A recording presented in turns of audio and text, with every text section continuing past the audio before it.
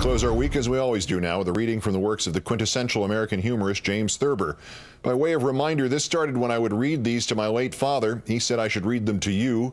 Mr. Thurber's daughter and his agents agreed, and here we are. As almost always, I am reading from the Library of America, Thurber, Writings and Drawings from 1996, now reprinted because of your interest. It's just about the only place to find tonight's story, unless you happen to have a copy of the New Yorker magazine from 76 years ago this week, May 5th, 1934. How to Relax While Broadcasting by James Thurber. The evening I went up to the studios for my first radio broadcast, I got off by mistake at the 16th floor instead of the 17th. I decided not to wait for the elevator, but just run up the stairs to the 17th floor because elevators in broadcasting buildings are always crowded with small Italian musicians carrying cellos. Furthermore, when the up sign above the elevators in these buildings lights, the operator of the car that stops for you usually says, "Down." And before you can think, you find yourself on the first floor again without any way of getting back up because you surrendered your pass to the man at the desk in the lobby the first time you went up. I walked to a door on the 16th floor marked stairs and stepped out into a cold, dark staircase shaft and walked up one flight. I found that the door on that floor wouldn't open. It was after 7 o'clock in the evening and the door had been officially locked. I hurried back down to the 16th floor and discovered that the door there had been locked behind me, too. I began to beat on it and kick it. From far off, a faint voice came to me, finally saying, "Cut that out." The only thing to do was walk down 15 flights to the main floor, which I did. But the door out into the lobby was also locked, and nobody answered my screams and poundings. Screaming and pounding is not radio, as the broadcasting people say.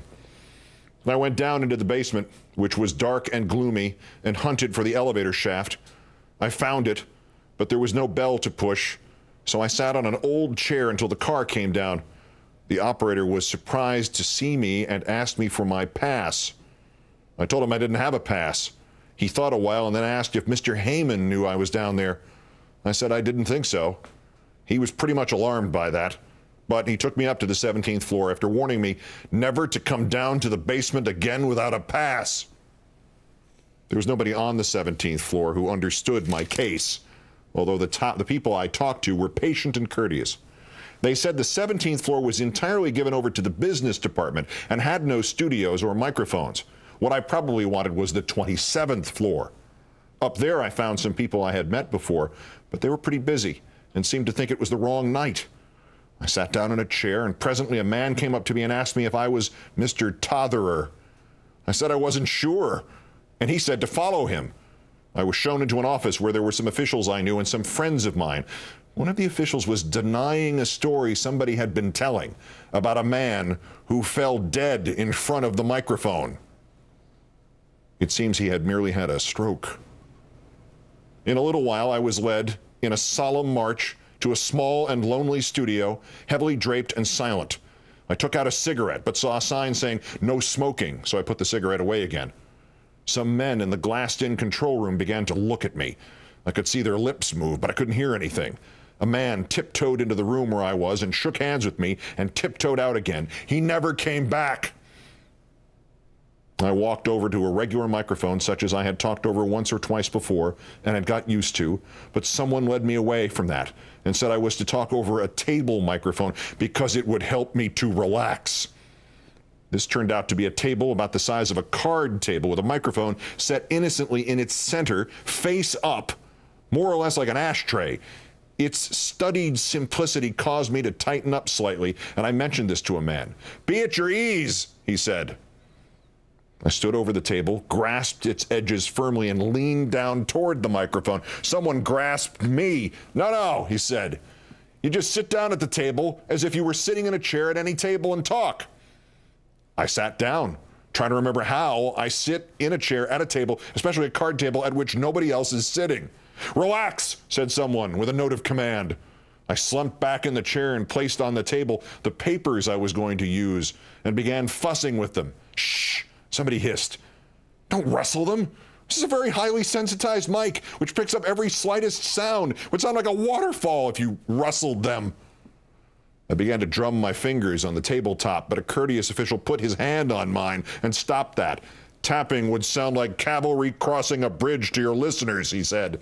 Just take it easy. I leaned back in my chair and adjusted my tie.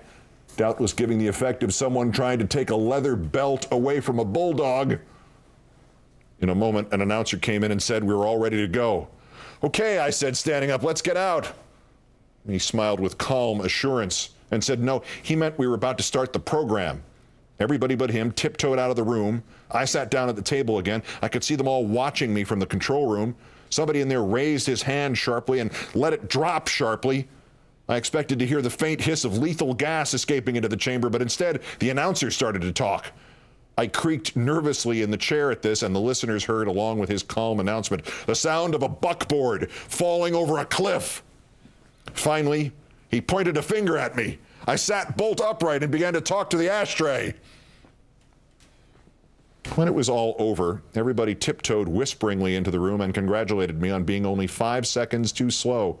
Not bad for a beginner. The record is 1/500th of a second. I got up and started out of the room, but a man followed me and took me by the arm. Where are you going? He asked. Let's all go out and get a drink, I said. But you haven't got time, he said. All this has just been the rehearsal. I must have tightened up horribly at that, for he said soothingly, take it easy. You got plenty of time to relax in. He looked at his wristwatch. You got 4 minutes. How to relax while broadcasting. That's Countdown. Portions written by James Thurber. And now with the new details on what may have caused the oil rig explosion in the Gulf of Mexico. Ladies and gentlemen, here is Rachel Maddow. Good evening, Rachel. Good evening, Keith. Thank you very much for that. I can't tell you how much I enjoy Thurber Fridays. You remember those feelings of how to relax in broadcasting? This studio here? Ring a bell? It's been about, I guess, 10 years for me, all told in broadcasting so far, my entire life, radio and everything. I haven't relaxed yet. 31 for me. Good night. Have a good weekend, Keith. Good to see you. We do begin tonight with some breaking news, as Keith said.